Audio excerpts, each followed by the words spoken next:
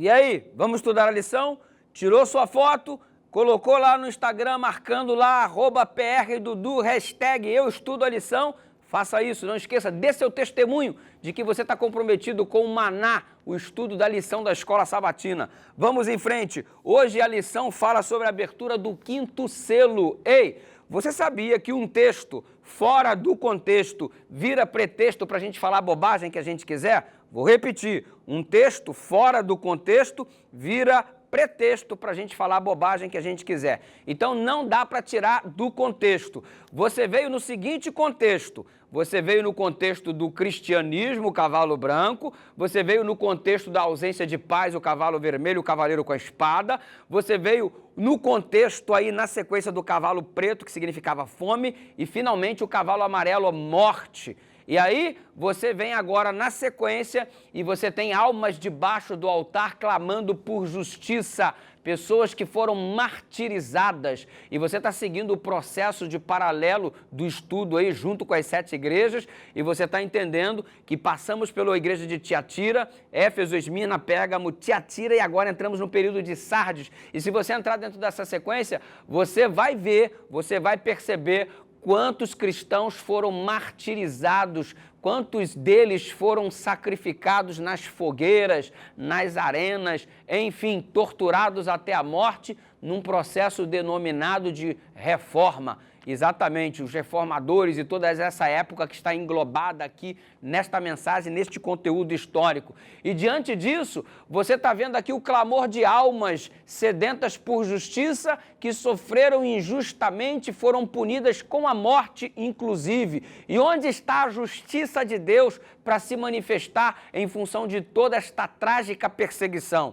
Este é o clamor do contexto bíblico e alguns utilizam esse texto para justificar a vida após a morte, mas não é o contexto. Não existe, querido, alma morta, só existe alma viva. Exatamente. Você se lembra lá da criação no Gênesis e Deus então juntou o pó da terra com um fôlego de vida e soprou nas narinas e o homem se tornou alma vivente. Ei, ingredientes juntos formam a alma. Só existe alma viva, não existe alma morta, queridão.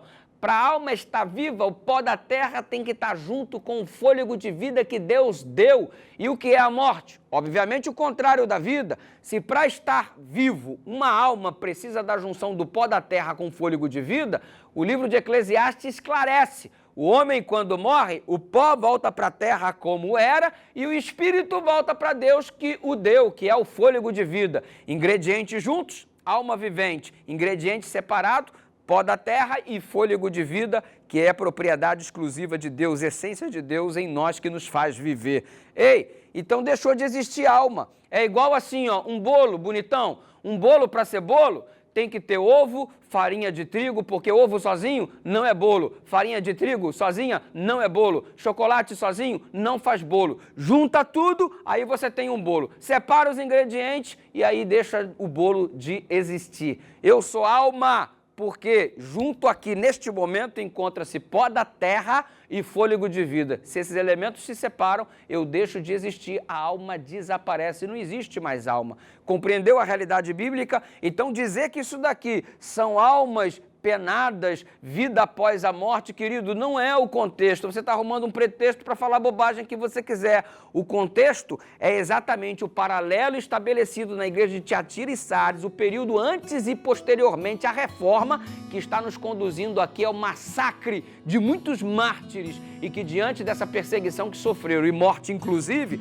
agora há um clamor retórico aqui, porque é uma linguagem figurada e simbólica, o livro do Apocalipse, anunciando a necessidade de justiça que virá no julgamento apontado pelo próprio livro do Apocalipse. Afinal de contas, ele é o Senhor, justiça nossa. Deus seja louvado pela justiça que há na pessoa dele. Vamos orar? Pai querido, obrigado porque o Senhor é o justo juiz e tudo que acontece com os teus filhos aqui há de um dia ser esclarecido diante do tribunal no céu. E todos aqueles que morreram amando e glorificando o teu nome, sendo fiéis ao Senhor, a morte deles não terá sido em vão. E no grande dia do juízo, o Senhor há de estar dando a cada um o galardão segundo as obras, já que a salvação é pela graça. Estamos nas tuas mãos em nome de Jesus.